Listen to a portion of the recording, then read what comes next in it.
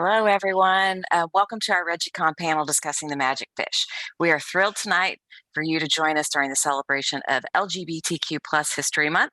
This is our third year of ReggieCon, and I tell you what, it just keeps getting better. This is just our second ReggieCon panel of the 2022-2023 year, but there are many exciting panels that you can look forward to that are coming up here pretty soon. My name is Jana Albrecht. I am the Associate Vice President for Enrollment Management here at Illinois State University. And before we begin the panel, the fun stuff, I have a few details to keep everything running smoothly for all of you in the audience. First, we do record the session and it will be archived on the ReggieCon website. Second, if you need confirmation of attendance for tonight's ReggieCon event, we will put a link to the form towards the end of the panel so you can complete that for class credit. Third, and maybe the most important, the presenters' video and audio are on, but they can't hear or see any of you as guests. So, that said, we will monitor the Q&A function because they do love your questions and they will answer them. So, put those in as frequently and as often as you want to. It may be a little into the presentation before they get to the questions, but they will answer them. And last but not least, on the ReggieCon website, you can find recordings of previous panels and, of course, information about ReggieCon panels that are coming up. But take a look at the panels from the previous 2 years. They're amazing. Check them out. So enough of the housekeeping. At this time, I am pleased to introduce our fearless leader, Dr. Scott Jordan, who also happens to be our moderator and panelist for tonight's discussion of the magic fish. Dr. Jordan is also the chair of psychology here at Illinois State University. Scott, take it over. Well, thank you so much, Dr. Albrecht, and welcome everyone to Season 3, Episode 2 of ReggieCon, the con that asks the question, what's your story? I'm Dr. Scott Jordan, aka Zombie Scotty, cognitive psychologist, philosopher here at Illinois State University. And joining me on tonight's panel is that motley crew of pop culture aficionados, purveyors of all things geekdom, the ReggieCon crew. First, the hardest working man in comics, Mr. Victor Dandridge Jr.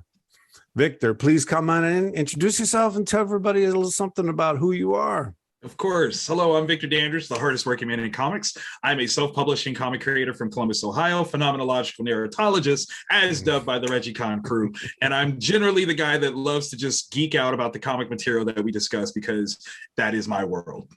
Oh, fantastic. As always, great to hang out with you this evening, Victor. Absolutely.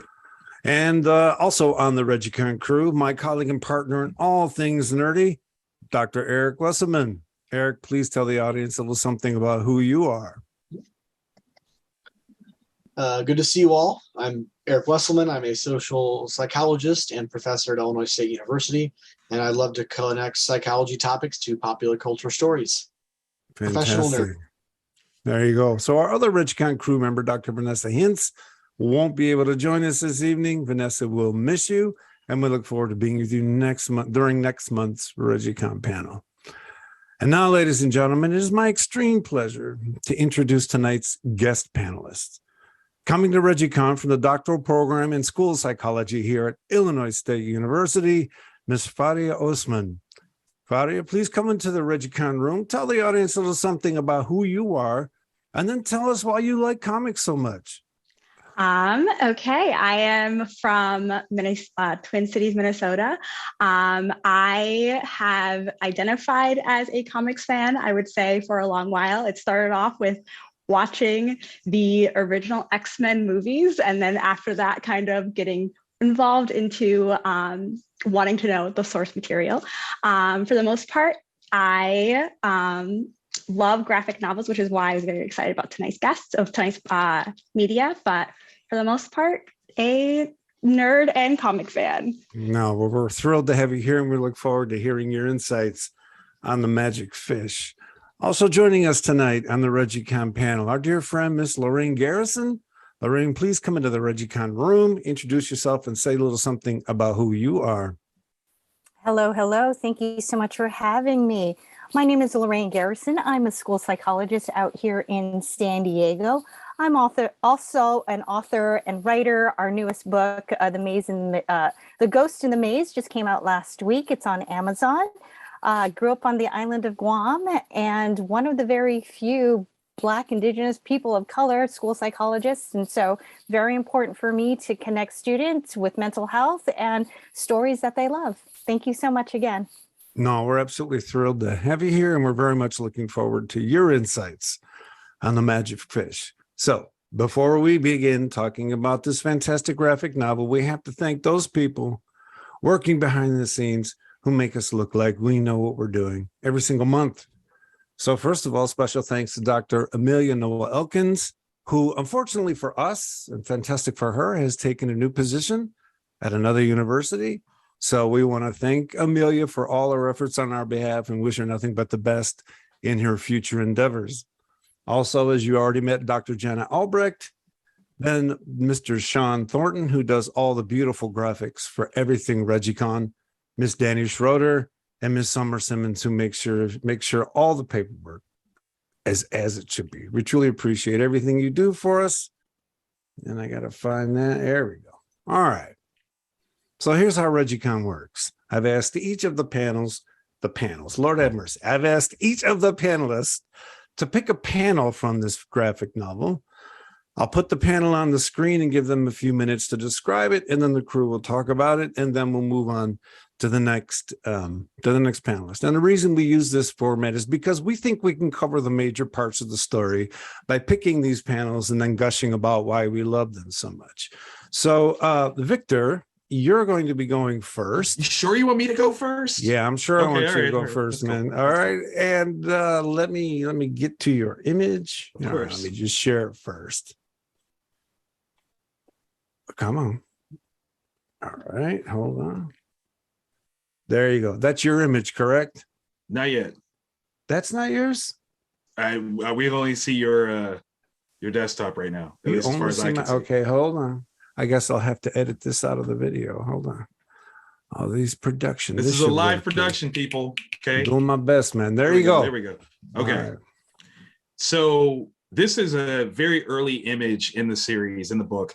And I had no real context for its purpose. I just thought it was beautiful when I first saw it. I did choose this one after the fact, after reading everything and going back to it and realizing exactly what it was giving us, which is a cultural presentation of two stories that I have known my entire life. Most people have known these stories for a very long time, but in this presentation, what I loved about this and what the creator did was they gave us kind of the foreshadowing of what this whole book is going to be about. And that's such a bold and brilliant move as a narrative gesture, is to tell people up front, this is my thesis, this is my concept that I'm going to give you, and then I'm going to tell you the story that backs that up. From a narrative standpoint, you don't typically get that. And to see that that's how this was presented, portrayed, and then executed, I thought that was absolutely fascinating, to have been given this huge contextual clue as to what this book was going to be, but still like a mystery of sorts, something that you had to peel back layers to fully understand and address what this was. And that was something that was very exciting to me as a creator, as a storyteller. Again, without necessarily spoiling too much of where this goes, that was the thing that I loved going back to this was, wow, they told us right away what we were going to get, but we had no idea what it was that they told us. And that's the magic of storytelling. You know, there's a reason I asked you to go first, is because I knew what your image was going to be, and you and I are going to be bookends on this graphic novel tonight. Excellent.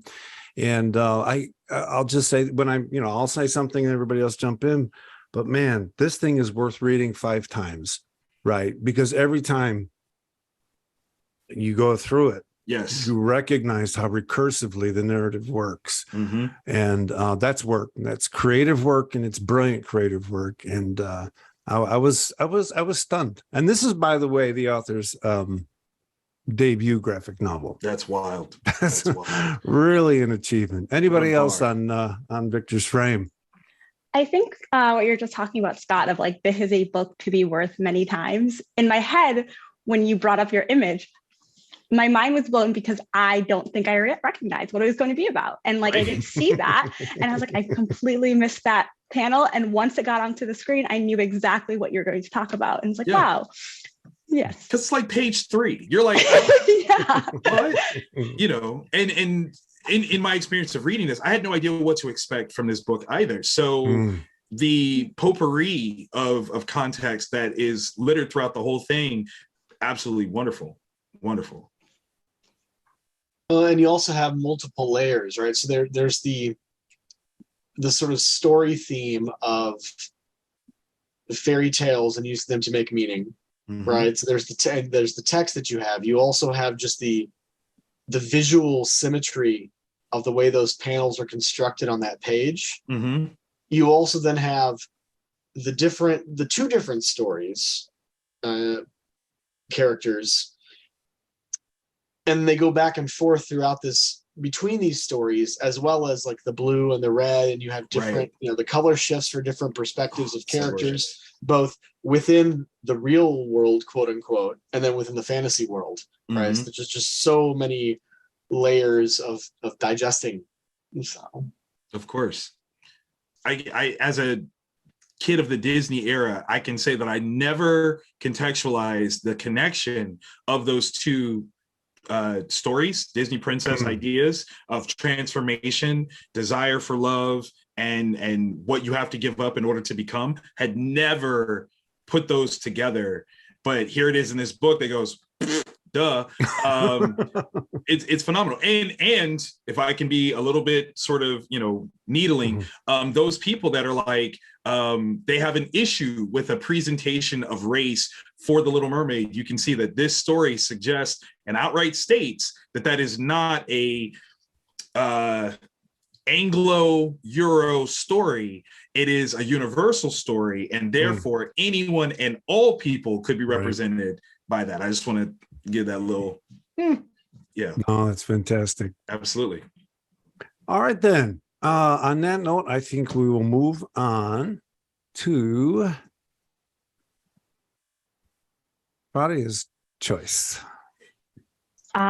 Yes, I think that I wrote down the what you had to give up to become piece, because the reason why I chose this part, this has happened a little later towards the end of the book. And in my thoughts of The Little Mermaid as simultaneously a gay allegory as well as an immigrant allegory, I thought that this sequence of events was perfect in the way to bridge those two stories between mother and child and Hintz and Tien's stories. And so I think this particular moment I chose because the phenomenal use of pauses and tension building in this climactic scene of what does it take for you to, when do you sacrifice to become who you want to be? And that aspect of every step will feel like daggers in your feet. That is part of these two stories and allegories of this is what it is to the acculturation process, as well as the process of coming out, that really bridging the gap without getting too much into the story between the mother and son relationship. So that is why I chose it. There was lots of good moments to choose. And I think bridging from the previous conversation helped bring into this scene. So as a systems theorist, we look at how you get from what one would call one ordered state to the next. And it usually involves disruption, what's called a phase transition, a massive disintegration of the former self, which oscillates with an emerging new self until eventually the new self comes to be. And it does feel like daggers in your feet, right? And what I love about how this book eventually pays off is we find the right kind of shaman to get you through. Right? They present us many shamans as this young man tries to make the case for who he wants to be. Now, I'm using the word shaman metaphorically, but not using metaphorically, because the shaman's job in indigenous culture was to get you to the other side. Having known those things themselves, they were life coaches. And it turns out the most effective and appropriate life coach ended up being his mother, right? And I thought that was just stunningly well done. And even though this might look a little Neil Gaiman-like, and then it gets so dark, that's the point. You go that way in fiction so that you recognize it will be like daggers to your feet. So I absolutely love how that all worked. That's a great frame. And especially with like the color in the frame, it did feel like the climax. It did feel like life or death because it was. And at that moment within all the stories, it was life or death. And, I'm just saying to set up someone else, this is one of the frames that has the strongest color contrast in it. Yes. Right. This is the one where the stakes are phenomenally high because we've not seen this kind of color contrast, strong color contrast in other frames. Anyone else? From a narrative point of view, especially in a visual narrative sense, that page was probably one of the hardest to put together because it's so sparse, because it is so limited in the context and information of what it's giving. Literally, that is all dialogue from one character that's showcased in one panel. And the way that it's moving your eye narratively through the frame is masterful. That is not a normal showcase or setup. You have contextual ideas of carrying over from the previous page that you understand who's having the conversation, wielding the conversation, moving the conversation. And it is intense in terms of the actual structure of visual narration that's actually at play here. How many panels do you guys see here, out of curiosity?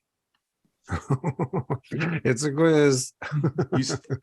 How many? You say 2. Eric, 3? You say 3? Okay.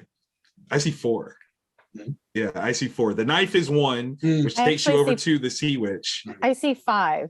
Do you see 5? I see 5. Where do you go with it? Talk to me. The first part, you die with the knife, and then Right. the 3 middle, right? And then actually 6 now, and then the 3 at the bottom. So as in terms of each dialogue balloon kind of fits as its own panel for you? Yes, because can they're totally see very poignant points, right? Yeah, in making of that dialogue. So I think it has its pause and its own action. I can totally get with that. Absolutely. One of the things that strikes me about this is in talking about the sort of life or death that Farhia mentioned. That blood is there from top to bottom, beginning, so amazing. more or less beginning to end, right? No, go ahead, Eric. Oh yeah, just that. Yeah, that the entire page, mortality is salient. Yeah. I absolutely love the monstrous looking nature of this new character. It just stretches the story in ways that get your blood pressure up a little bit, get it a little more exciting. The stakes are increasing for the character, and I think that's fantastic. Anyone else on this frame? Well, since we're talking, of course, we made the Disney parallel earlier, right? And you have the, the Sea Witch character, and of course, I also, in my mind, when I was growing up at about the same time as I saw the Disney version, some local TV station replayed the 70s animated Hans Christian Andersen version as well. So there's sort of these 3 competing narratives going on in my head. And of course, the Sea Witch here is creepy in all of them. But whereas in at least the animated version of the Anderson version I saw, and then the Disney version, the Sea Witch is very malefic, right? Whereas in this, I mean, yes, she's sort of creepy looking, I guess. I mean, there's even the skulls, but I didn't get the same sense of menace from that character. I almost just more of a matter of factness in this version. So I'll just throw that out there and see how you resonate or not. Totally. Because she called her grandmother, and then she would refer to her as sweet child. I think it came from a sense of the reason why I found this character so fascinating was it felt like in that like a grandmothery overprotective feeling, where recognizing just I am telling you the facts of what you choose. You can make the choice, and I will support you in the choice. But this may be a bad choice. So it felt I wasn't scared. I was more so terrified on behalf of the princess character. Like, what if this happened? What if this overprotective grandparent was right and everything is bad? And maybe you shouldn't leave. Well, the menace in the character kind of reflects the stakes. Right. These are big stakes you're playing with here. Well, especially if her visual presentation that looks at all scary is the byproduct of her making similar choices. So she's speaking from a sense of experiential data that says, hey, listen, this is what could happen to you. Do we know that she got this role because she wanted it, or was this a consequence? She now has to parlay this magic to others, but then at the same time, she understands that when you have a goal, you don't necessarily see the dark side of it, and so she's giving you that up front, which is one of the things that I think separates her from Ursula as the Disney presentation. Ursula was the villain because she actively tried to sabotage the deal that she made. This Sea Witch is like, this is what it is. Figure it out, whether or not it works for you. Like, this could be good or bad. I'm just gonna let you know. Exactly. And I'm going to jump here on a cultural context. I'm half Vietnamese, and I resonate with this book like deeply in many reasons. And so I'm going to add that in a cultural context, in Vietnamese culture, we look at our elders, right?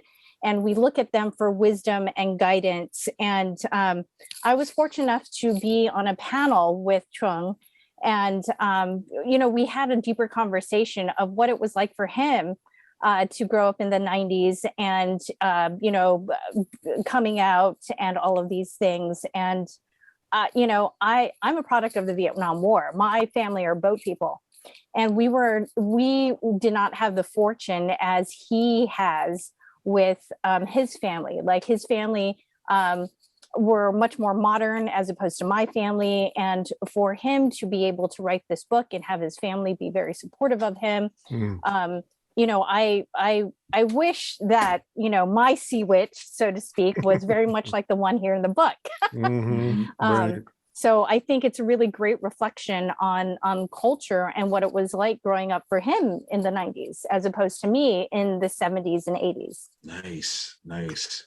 Yeah, and I don't know if what I'm about to say is a cultural issue or not, but this juxtaposition between the gentle language they're using, the names they're using for each other, and then the somewhat scary visage of the grandmother, that juxtaposition is something we don't often see in Western fairy tales, right? If you're using loving language, you often have this loving looking face, and here we have someone who's carrying the truth of life with her, dispensing it to this young woman about to make a very, very high stakes choice. So I can see this being as a perfect composition or complement to My Favorite Thing is Monsters in that same way. A book filled with characters that are espousing love and attitudes of charity and things like that, but they look monstrous based on their presentation. I think that's fantastic. That's fantastic. Absolutely. Anyone else on this frame? All right, then what we're going to do next is we're going to go to Lorraine's frame. And that would be this image. So Lorraine, please.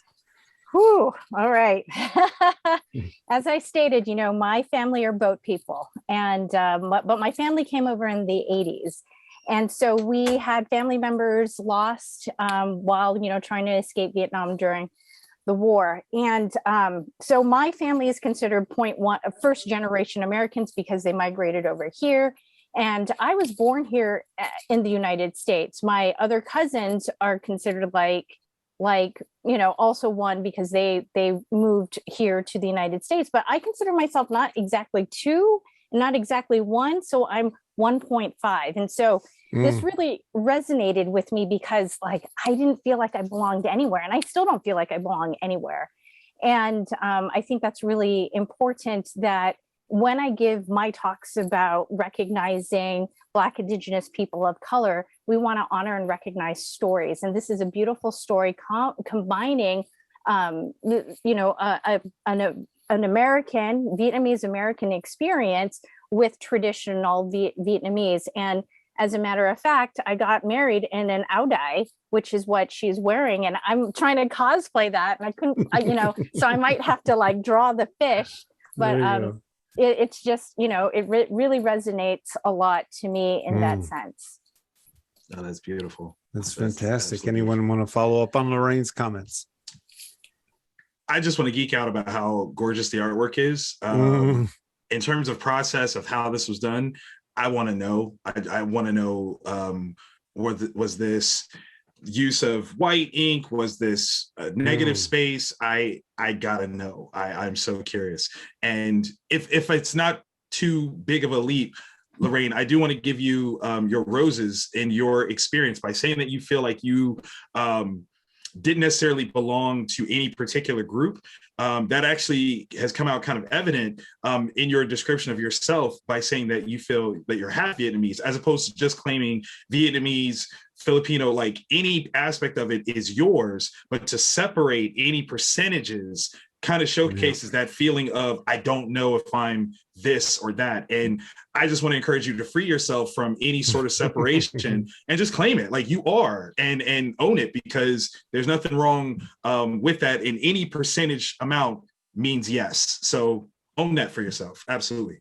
Well said. Well said, Victor. Of course. Of course. I want to comment on the hope in this image, and the hope that comes from a sense of other.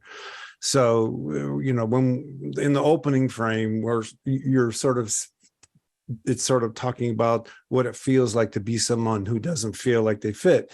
That's a sort of first person phenomenological description of the world. I don't feel like I fit. Mm-hmm. And what you have then is here we have the phenomenology where you're sensing an other calling you to say, you don't belong here. Let's go to your future.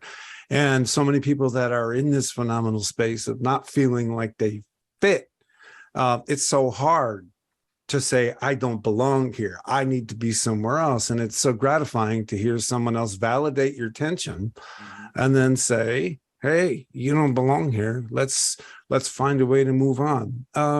Those are things that were important to me when I was growing up, with songs like Styx, Come Sail Away, where I thought for sure they were talking to me because I needed to be somewhere else. But when we hear those voices, it's so important. And I love the way this frame captures that.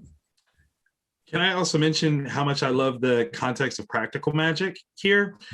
She's clearly been transformed, right? She's got this fabulous new attire, floating through, space and being carried by these birds. But they actually have to tell her that the goal, the job that she was given to allow her to do this, will be fulfilled by the time she gets back.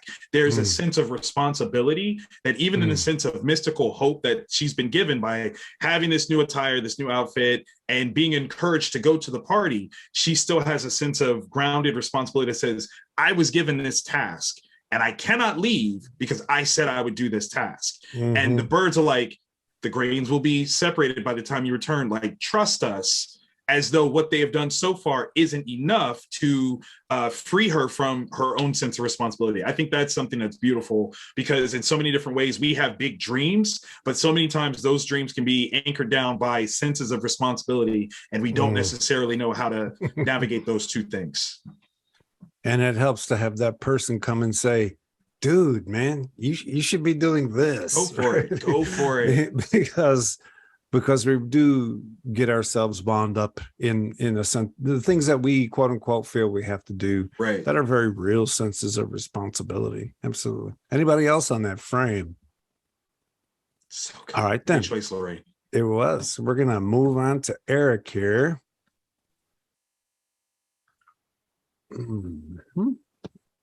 So Eric, this is your frame, if I'm not mistaken.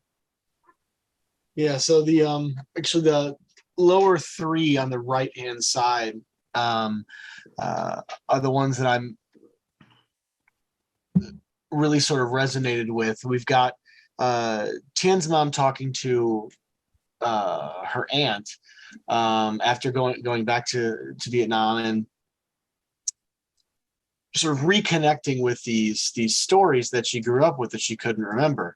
And the line that really got me was when the aunt was like, well, so it was the aunt tells the story one way, and Tien's mom is like, I don't really remember if that's the way it went. It seems a little different. And the aunt says, well, they're only stories. They'll change when they need to. And so where that caught me was, I'm interested in the psychology of stories. I teach on this. both the way in which creators can make stories more engaging, but also the functions that stories have for people individually and culturally. These stories can be fiction. They can be fictional, like folk tales, fairy tales, or they can be identity driven, such as the stories that individuals construct about themselves or their social groups. For example, one's nostalgic memories could be considered stories. Research on nostalgia suggests that these memories are driven by general needs for identity coherence and a positive sense of self. These memories are also reconstructed, and we may reconstruct them differently depending upon our stage in life or our needs at that one particular moment. Sometimes memories might present a rosier picture than they do at other times. And the same is true at the cultural level. And throughout this story, we see examples of both personal and cultural stories. But at this particular moment, which is a setup for the relationship development that we see between Tien and his mom at the end, focuses on stories as social constructions and the impact they can have on individuals. And sort of bringing this into some of the research I'm doing now in my lab, we can extend this into a broader cultural discussion about how identity representation in media, in stories, whether they be positive, negative, or at all, has on people. So for Tien, at the end, spoiler alert, his mother changes the fairy tale's ending to be more applicable to his life. And she uses this story change to communicate her love for him and affirms his identity. So to me, that was the payoff for this sentence right here. All right, then. Anybody want to comment on Eric's frame? So one of the other parts that I was most interested in this book was the aspect of that storytelling and the shifting nature of storytelling and having stories suit us as we are at that moment. And so the use of the storytelling and the ways that it brought up the mother and son together. And so one of the aspects that got me within this panel and like how exemplifying how stories do shift is the first time that I realized that these storytellings and these stories that were being told were placed in a modern context and stories that are very old, but seeing like the Golden Gate Bridge at one point, or seeing the pearls and the dress of within that same panel that you were showing on the same page. That really exemplifying these stories can shift and be applied in a context that suits us right now. And right now, that was suiting Hin and Tien. And that is how it is. So showing the ways that through the subtle use of adapting the stories within modern context within the 20th century, a way to show this is suiting us and being relational. So that was another part that I was interested in. Yeah. One of the things I really latched onto here was why would we ever expect a story to end the same way? Like, why are we surprised by a new ending?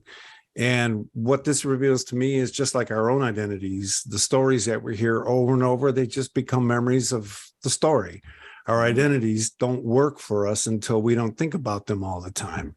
I have this phrase, identity follows circumstance. So imposter syndrome is usually the fact that you don't feel like you're the identity you want to be because the circumstances haven't taken place. It hasn't become part of how your brain works yet, but after a while it does. But you've already found a new identity problem, right? You've already found a new thing that you don't feel like you are, that you want to be. So this tension between feeling like you know who you are, feeling like you know the end of the story, and possibly having new ones, that's the story, right? That's what this story does so well, is never let any story end. We have to get comfortable in stories for them to work. We have to understand what characters are, what we are, what the world might be, and then things can become unexpected. I was just blown away at the magical weaving of different stories over the course. Wait a minute, who's talking to whose aunt right now? How's that going? And I guarantee you the author practiced the flow of those things on themselves as they wrote this. Try this. How does this feel? Try this. Am I creating enough confusion to get to the big point I want to? So yes, we are stories. We tell stories, and we have to have them in us before we can be surprised by a new ending. So I actually love how this story did that. One of the things that I love, especially in context of comic books, is when it becomes a commentary on the state of something that comics are talking about, and highly unintentional, but how prolific that conversation is right now to this push that diversity in comics is wrong, that it's corrupting stating characters and things like that, how change is something that is not welcome, despite the fact that the people that are claiming for such things ironically never understand that change is never permanent. In comics as a culture, we have characters that have been around for 80 plus years, and if anything changes overtly, there is always a time point where it's going to change back. And it's such a hilarious sort of commentary on a group of individuals that feel so strongly that things are being ruined without understanding, like,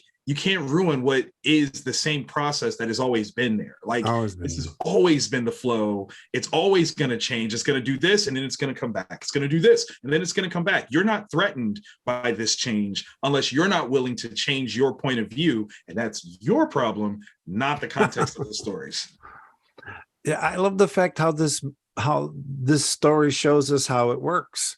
Usually it starts with your parents, who prepare you for a narrative of change. Right. If your parents don't prepare you for a narrative of change and you feel the need for it, you end up looking other places. Yep. Therefore, your parents have lost the opportunity to do this for you. And, Neil Gaiman's recent Sandman on Netflix, people losing their mind at who played Death and who played this and who played that. And Neil just came out and said, nobody owns Sandman, guys, right? Nobody gets to police what happens in Sandman. And this goes back to my point about the point isn't the moment of stability when you know who you are. The point to learn is that that's going to change.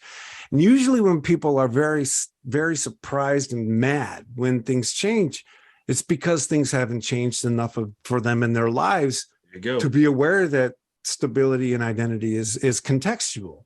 And when your world changes massively, your identity changes massively, and you reorganize around it. So a little more coaching about a narratives of change, which this definitely is.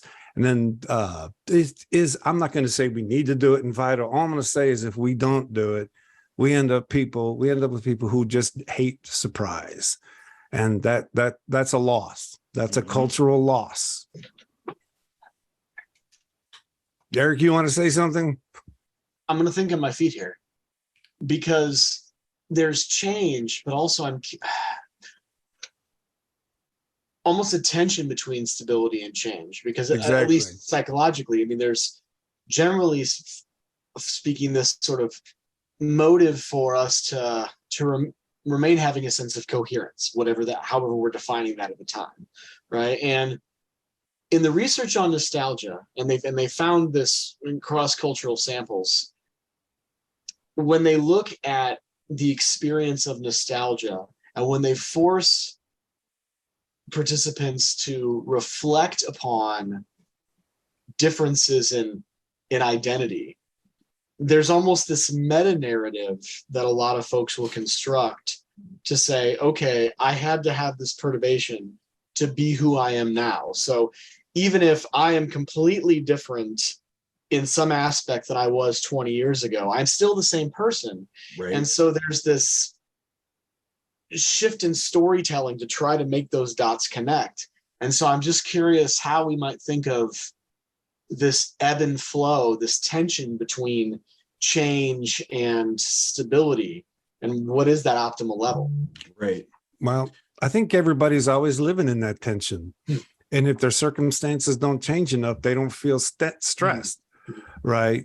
If they're coached if people are coached to understand the contextually contingent nature of identity, then when they're surprised, they're not as surprised that they're surprised. But we have to cultivate a culture of surprise. In other words, Victor and I just recently wrote a paper on Invincible. And what we talk about is what writers do is create states of coherence, stories that seem to make sense. You are anticipating what's going to come next, and they expertly, just like in this one, violate those expectations. And data research that what that does is create epistemic emotions of searching, of trying to discover. And when you put people in those unstable epistemic states of approach, that's the thing. First of all, are they going to approach or are they going to withdraw? Getting them into those epistemic states of approach is where growth can happen. And they have to be up for it there, or they have to have been coached to be able to deal with it. Or as in indigenous cultures, there's a shaman there waiting to help you deal with the instabilities. So I think you're right. And I think we quite often leave development up to the individual. And we look at instability as something to avoid. And that's just tragic as far as I'm concerned. I think you're hitting something on a super social political level too, Scott, where change is just the vehicle. The outcome of the vehicle is the question. Whether or not that's going to be instability or growth, that depends on the individual and their willingness to accept what the change is. And on many levels, that's what we're seeing from a social political standpoint is change is coming. There are people that feel destabilized by that change, and they're the ones that are fighting it. And then there are some that are like, this is the growth that we've been looking for all our lives, and they're embracing it. Change is just a vehicle. That's its job. So I have something I want to say, but everybody else, please go ahead, because I'll wait. Yes. Do you mind if I jump here? As a school psychologist, last year after COVID and during COVID, I worked with elementary school all the way up to high school. And gosh, people just don't realize how much COVID has really affected us and are not accepting that change. It doesn't matter on the political spectrum or anything like that. I'm here to help and support your kids. I'm here to help learn how they learn so I can teach the teachers how they learn. And teachers forget, that these first, second graders have not been out there socializing, and they're like, oh my gosh, behavior. And in reality, it's that, we can't have the same mindset that we had before COVID. Yes, there's a spike in anxiety. Yes, there's a spike in depression. Yes, there's a spike in kids feeling unstable and all of these things. And so one of the things that I do talk with my kids, the elementary school, whatever age group, I ask them, what's your favorite story? And then we break that down. Why do you feel, closer to the hero? Why do you feel closer to the villain? Let's talk about this, because this is where they feel empowered. And it's easier for them to talk about these characters than to reflect upon themselves. And, I have so many great stories, so many great instances of resiliency.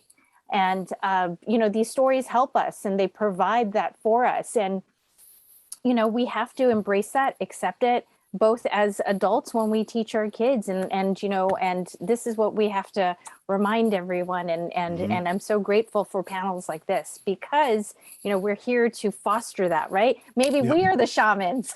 We are the shamans. See, I was waiting for one of you to say that, but you're absolutely right, because what we're modeling here is how to engage instability. And we have to stop looking at instability as a problem. As a matter of fact, there are many variables where instability is a sign of potential growth. You have to destabilize to reorganize, right? Don't mean to go full metal alchemist on all of you, but the law of equivalent exchange, right? That's right. To break things down, to create something new. And I tell you what, that's, Victor, you brought up the issue of the contemporary political context. Who is telling us that change is good right now? Nobody. Right. But we know what changes this culture is going through in the next 30 years. Yep. We know this culture is going to look radically different in 30 to 40 years. And no one's talking about that in a way of positive growth. And the thing is, that story, if it doesn't get told, then someone is going to tell a story driven by fear. And that's exactly what we're seeing, right? So I'm sorry, but I don't find either side really telling a story of hope, destabilization, and growth. Right. And I think that's sorely missed. And I'm not going to say anybody's ever done it, but I think there are leaders who have done that well. pointed out we're in a moment of instability, and it's up to us to figure out where it goes next. Exactly. It's up to us to make it good or bad. That's cool, and it's terrifying as hell. Yep. It's up to us. It's not out there waiting for us. We got to make it happen. Absolutely. Big shout out, Lorraine, you using the same context of story that is exemplified in this book is absolutely amazing, by saying here's stories and here's where you can find you within the stories that you know or that you experience. That is phenomenal that you exemplified the context of this book like that. That is just wonderful. I just want to give you that. All righty then. So, all these conversations, they just all work out so coherently. We all vibe on each other so well. What the heck? Wait a minute. There you go. So this is my frame here. And this is where the final point is made by the author, where basically he starts to complain that she's telling the end of the story the wrong way. And she says, no, I'm not. And as a matter of fact, she says, shh, don't interrupt, which is the first time she's ever been directive with her kid. It's not unimportant that in that game space, she's willing to be a little more assertive with him and playful, because that shh, don't interrupt is totally playful. It's not hostile. And then in the end, when she transforms the end of the story to take into account his narrative, we have this wonderful outcome. And what's fantastic for me is this is an example, Victor, as you said, of what Lorraine said she does in her profession. And this is precisely how I raise my kids. First thing when they come home from school every day, what was it like to be you today? How many kids get asked that? What was it like to be you today? Not how was school? How was it? What was it like to be you? And then I remember sitting with my young daughters. They were 5 or 3, 6 or 4. And we were talking about marriage for some reason. And they said, yeah, when I grow up and marry a boy. And I said, or a girl. And they said, Dad. And I said, how'd you guys get someone cool so quick? I mean, you're only 6 and 4. But it was important that their narrative, their ability to work in that space was trained by us, because the world is going to teach them stories, and they're not going to, I'm sorry, I just don't trust the world to tell them how to deal with stories the way we could. So, this was very close to the end of the book. It would also, I just want to put that back on for a second, because just the switching colors here, right? You go from the stories in blue, then you have the red interrupt, right, where mom's perturbating his expectations of what should come next, and then full bloom new world for him, and he's there with his mom. That's just brilliant artistry, and it's a way of talking to our kids that I would very much love to see the culture cultivate. I am going to point out that you cheated. You told us we could get like a page. You had like a whole sequence, okay? Borderline a chapter. I'd be cheating, man. I see how you do it. And he waited till he went last. Y'all see how he did us? You see, I was like, that's 3 pages. Right. I felt bad doing a whole page. I was guilty about, because there was a sequence. I was like, do I do 2 pages? See? Now, in all fairness, I have done that before. That's true. That's true, right? I should have put frame /page/sequence. That's right. Right. Feel free to do that. And Eric had 2 pages. You didn't give him a hassle. Yeah, because you actually had like a whole series. Okay, that's all right. Narrative. I'll expand the description for later panels. To be fair, I've been on panels where Scott has cut himself short. That is true. That is true. That is true. About his, so he was making it up. He was making it up right here. He's like, I'm gonna put these 6 pages in here. Exactly. No, Eric's changing the narrative.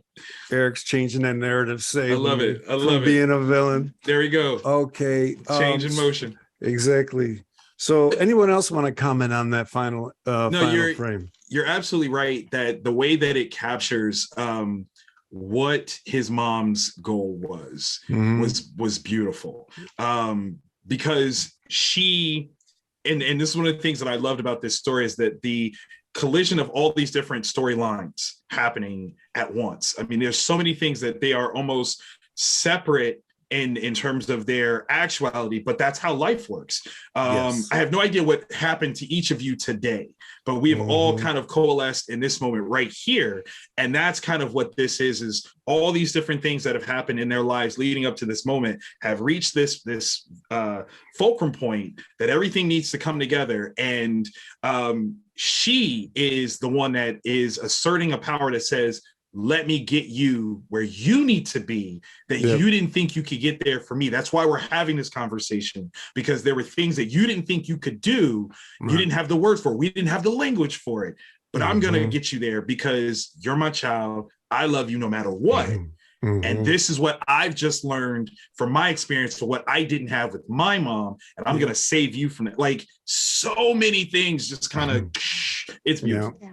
It was such an ultimate form of expressing love as a mother in a way that she knew she best could. I mentioned before, The Little Mermaid both being an allegory of gay story and also immigrant story. Those can both be transported to those two allegories.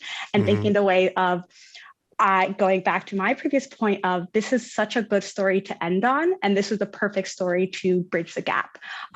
Is how she knew bridging their two very different experiences, her being an immigrant, him being a child of an immigrant, them being in the 90s, her growing up in the middle of war.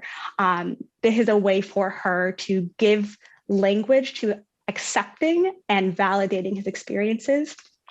That I was fully crying at this point, but like that wasn't the first time, was it? No, but truly, like, when I say this, intense. Like, I can see the author created, like, was so intentional about the stories picked and chosen, that this story and the way that it ended, showcasing that love and that intentionality, that the pacing of those last few pages felt so hurried to show that love. Anyone else on that? Yeah, just that it left us on like all the feels, right? I mean, that last moment, I'm like, oh, tears, crescendo, and then end. Absolutely. One thing that I really very much loved about all the things you've talked about the weaving of the different stories and the different times and other people, the history of it all, is that we have to think. We don't have to. I ask that we as a culture think, are these just stories? Are these what we are? And what I mean by that is, once he has this experience with her, his life has changed. He's a different being. She's actually a different being. And then if he were to go back and read this graphic novel, he would change again. In other words, this increasing fullness of life that comes through us. I mean, we often refer to it as, my ancestors, my forebears. And when you get those lived histories into your own identity, they do change what you expect out of the world. They do change what you expect out of yourself. And I know people who have lived their life trying to respect a grandparent who passed early, right? And they look for stories about that person and they try to incorporate that into how they live their life. I remember reading books at 16, meeting characters that I wanted to be and trying to incorporate them into who I was and into my life. So I like that. I like that novels like this make us just question our distinction between what we are as beings and what we think stories are. And loved it. I am so thankful for this book. I only wish that it came out when, in the 80s when I was growing up. As I was telling Trung in person, I disassociated myself from being Vietnamese because there was that shame of being an immigrant, being a boat person, having my family not speak English very well.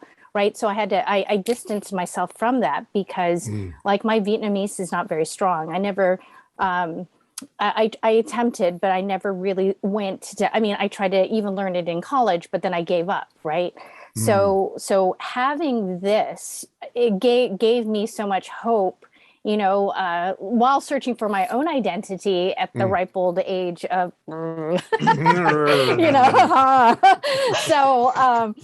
I really appreciate that. I think not only is it like beautiful writing and beautiful storytelling, but culturally, just I want to give this to all the little Asian kids that I support and say, look, there's nothing wrong to be ashamed of where you're from, or that your family is immigrant, or that maybe your grandma or your mother may not speak English, but they have a wealth of knowledge and things to say. And some of the things I talk about in my panels when I talk about storytelling, I talk about power dynamics, and I talk about, shame. Where does that come from? How does that formulate some of these stories and our values, right? So I love this book. I've read it, so many times, and each time I'm still crying, even though I know what's going to happen, because I can relate to it so much. And once again, it's this book is like just in time for this new anti-Asian hate. I mean, this whole thing that's very, very has a lot of meaning and a lot of purpose, and I'm so grateful for it. Your comment about just in time, we talked about it a little earlier, but why is it? What are the social conditions that make it just in time? And what I'm saying is there are people whose stability, demographic is being changed. Economic stability has changed in the last 50 years, and they've not been told a positive story of change. And because we've not taken it upon ourselves to tell them a positive story of change, it's been filled by haters. And we lived with a chief hater for 4 years, hating and trying to persuade other people that the change that's coming deserves hate. Right. And it's just not going to change unless we can tell stories of change and change people to train. I'm going to use the word train people that change is coming forever. Change is coming. The only and constant. Change is great. Change is wonderful. Change is how we look at things. It's, in order to, I have this little kid who hates change. And so I'm like, how do you get bigger muscles? And he's like, I don't know. And I'm like, you gotta work hard. You gotta sweat, you gotta change, and then you get big muscles. That's right. Not only that, you got to break down the ones you got. That's right. That's what working out is deconstruction. Absolutely. Reorganization. Absolutely. You go Full Metal Alchemist again there, Scott. I can't help myself. Deconstruction and reconstruction, right? One is all is one. That's how it works. I am curious if there is the ability for national pride to be born out of the new contextualization of this story, particularly with The Little Mermaid. The idea of a Vietnamese cultural creative rewriting this narrative that now says this is LGBT friendly of a concept. And is there something where you can say, you know what? The Vietnamese version of The Little Mermaid is this. And now that is a sense of pride that gets ownership, because I think there's something very interesting by way of the longevity of stories that adds to the validity of stories. Because Hans Christian Andersen wrote whatever so many years ago, that's the real version of this story. But, there's so many people that fully, completely, narratively only understand the Disney version of it, which is far less in terms of age. So is there the opportunity for this iteration to hit that same cultural apex that says this is our version of it, and it's just as valid and long lasting, not just a narrative set piece where the mom changed it to appeal to her son, but this is now a Vietnamese version of this story. And what does that do culturally? Does it empower? Does it embolden? Does it strengthen a culture within a culture using the narrative of this story to do so? I think that's exactly what the Black Panther accomplished for Afrofuturism. You're I think absolutely that's right. exactly what Afrofuturism is all about, is reclaiming a narrative and writing one's own story and then sharing that and living that. I think you're absolutely right. I think it's important to acknowledge it's not only that like the oldness of like Hans Christian Andersen's version being the predominant version, but also the power of people who are in power get to make the choices, and thinking about there is the German descendant of Cinderella as well as the one that was told in the story that is just as older. And it is important to acknowledge these stories do exist, and these have changed and shifted over millennia and thousands of years. That the reason why we've created a officialness to certain stories is because of whiteness and power. And there is value, and it is possible to give these other stories from certain marginalized identities that power. And that is the whole purpose of storytelling. That is how we share our stories and how we give power to those communities and listening to those stories. Yep. I'm not going to speak for all Vietnamese people because we're not a monolith, but I did not grow up with this. So and it could be Trung's adaptation of Cinderella or Hans Christian Andersen. Right. I really don't know, but I love his twist and I love the cultural context to it. I mean, I grew up with different stories, right? So, his family is more from the middle of Vietnam. My family is from like South Vietnam. And even within the Vietnamese, country, we're not a monolith either. Because like when I tried to learn Vietnamese in college, my professor was up north and I had no idea what he was saying. The dialect was so different, right? And I think that's what we have to look at when we're telling our stories, what resonates with us, and that, Vietnamese folks aren't a monolith. I'm from Guam. People from Guam aren't a monolith. Black people from the north and south, we're not monoliths. So look at us as people and humanize us. And if I may interject as well, that story that he did adapt is a very old Chinese Cinderella story. And so this is from prior to like hundreds of years old, that did exist. I don't know to what extent it existed in Vietnamese culture, but this story existed. He adapted it to fit his story. So I don't know to what extent he's gathered things, but I am familiar with that story, and I have been familiar with that story. Well, go ahead, Eric. One of the interesting things about folklore studies, right, and fairy tale studies, I see as a similar tension that in psychology we also wrestle with, and that's how do we understand both the commonalities and the differences? What's pan-cultural and what's unique to any particular culture at a time and place? And there's so much it's a wild system, mixing. I mean, it's exactly weaving. I was thinking weaving, yes, like rugs. Just well, you guys wonderful mixtures of new expressions, and it's an interesting tension to wrestle with. Well, you guys, this conversation has led to the heart of the mission of ReggieCon, and that is to tell the story of that tension. And to get a bunch of people together once a month to celebrate tension from a particular history heritage perspective, and to help people see tension as part of what we are, because stability is what gets preached politically, knowing who you are, making sure your world's the same. And that's, I would say, what leads us to be less than we can be. And it's not, you don't have to be evil and conniving to create a sense of officialness in narratives. You just have a market that's predominantly white, and you make products for that predominantly white audience. And what we don't understand, we don't pay attention to, is that becomes what we feel is the should be case. We feel that happens. And it's not until someone says, wait a minute, let me surprise you. Let me show you something different. And the minute they do that, we get the whole Twitter world. We get it all.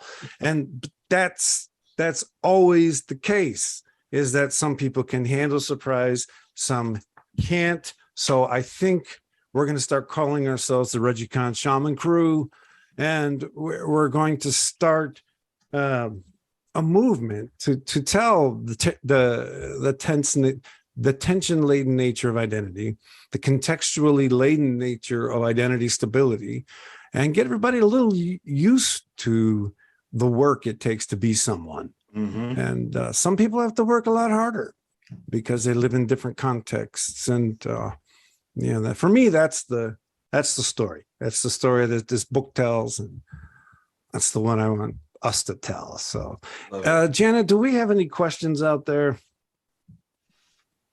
You do not, but early on we had a fan. I think it might have been for Farhia when she was introducing herself. So I think you have a student in the audience. It's either you or it's either Eric. I'm not sure which.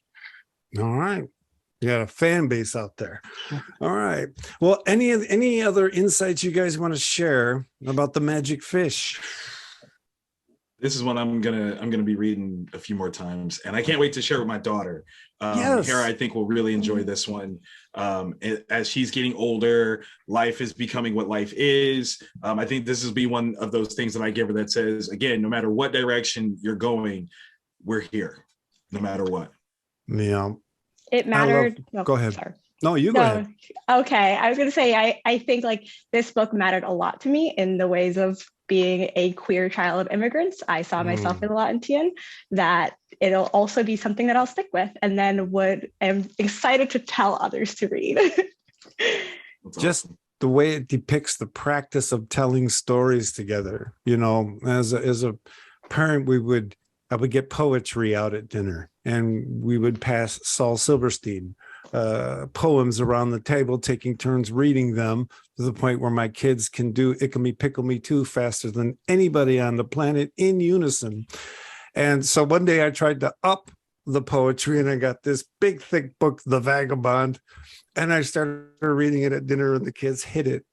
Those are just, it's just great family co-creation. And I think quite often we forget how much of an impact playing games can have together, co-creating events together, watching television programs together. That can be creative if there's commentary going on while you're watching it, or there's a conversation that follows up. But this act of co-creating each other's stories is paramount to introducing young people to, dare I say, change intention. So That's right. Yeah. I wanted to add to that. So not only do we add stories, right? And we add stories from our ancestors. We also should look at that intergenerational trauma, because with that ancestor of hope and that new generation, we also have to try to heal from the wounds that were created far down and from the past. And so, end that and stop that. And so that's one of the things that I feel like in this type of storytelling is very important. When we see that intergenerational, like the mom felt really guilty about not being there. Sorry, spoiler, not being there when her mother died, but her mother was very proud of her at the same time. So, that heart-wrenching part, like, yes. I'm sending you money because I have to, because, here in the United States, we have more opportunities. But then, what is the loss? And it's the allegory to the mermaid, right? So what is she losing in order to gain? And is it worth it? And how do we balance that? And those are the choices that we have to make every day. And that's what I talk to my kids about, what choices are you going to make? It might not be the same choice as your friend, but let's, that we're here to guide those. We're here to, support the next generation. We're here, to hopefully heal as this group here, the new shamans. That should be, is that a music group? It should be. No, I'm going to start that group next week. We're good. Yeah, there we go. Anyone else? Final comments on the magic fish? I do want to point out the irony that while I was at New York Comic Con, there was an event here in Columbus, Cartoon Crossroads Columbus, and Trung was a guest of that event. So I was gone and I didn't get to see him here in my hometown. Wow. Irony. That's too bad. All right, then. Jana, are there any questions? I saw something in the Q&A, but I don't see it anymore. Oh, it was just a clarification. I think it was Eric's student. Oh, okay. Fair enough then. So on that note, then I think we'll have to unfortunately bring this fantastic conversation to a close. Farhia, it was so fantastic to have you here with us today. We truly appreciate your insights. Thank you. I was touched by how much this story mattered to you. And as a matter of fact, I have to, tell a little story. I was trying to figure out which ReggieCon novel to do, graphic novel to do this month. A previous option hadn't worked out. And I was meeting with a bunch of students talking about these kind of things. She goes, "Oh, you've got to do the magic fish. You just got to do the magic fish." And so we did. So thank you very much. That's how life works. I very much appreciate it. Lorraine, thank you so much for joining us on the spot, dare I add. Truly appreciate your energy and, the sort of historical perspective you brought to what's going on here. Absolutely. Thank you so much. Thank you so much for having me. I was like, I got to do it. This is my people. I gotta represent. I gotta talk about culture. I gotta talk about immigrants, Yes. So thank you. Thank you so much. You're more than welcome. And we put all of these videos online and they're out there. And what I love about this is we don't come up with final answers. What we come up with is live life and all the beautiful, ugly contradictions entailed therein. And I think that's a wonderful vibe to pass on to the world. What I do want to take a moment to do is invite everyone to our next ReggieCon panel, where we will celebrate Native American Heritage Month on Wednesday, November 16th, with a discussion of the character Echo. Echo was created by David Mack, recently had her own show in the MCU. And also joining us on that panel with David Mack will be the author of Ghost River, which we discussed last year, Dr. Lee Francis IV. So I love him. Yay!